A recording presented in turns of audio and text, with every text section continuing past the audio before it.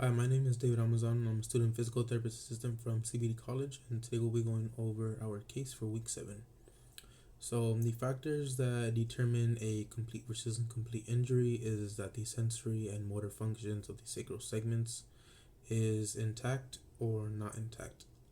What this means is that whether there is sparing of the sacral segments, such as being able to feel light touch, or motor sparing, which is considered incomplete, or an absence of thereof, which is considered complete.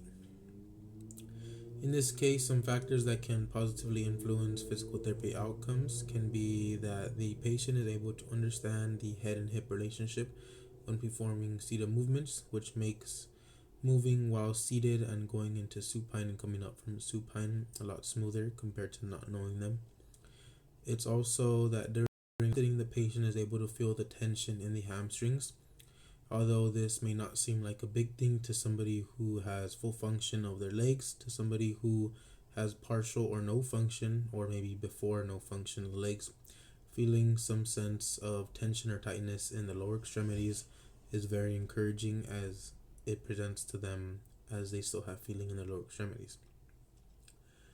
Another one can be a patient presentation of T12 complete, which then progresses to a T12 incomplete injury.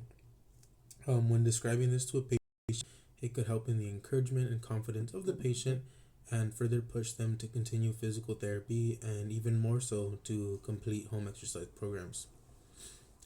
The last one is that the patient presents with a upper extremity that is within normal limits that can help in transfers, especially during therapy.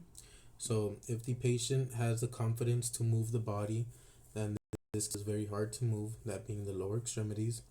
The upper extremities can help, and in regards to moving from again to supine to sitting, the upper extremities can provide support to move the lower extremities and make sure that the patient remains independent and that the confidence remains up.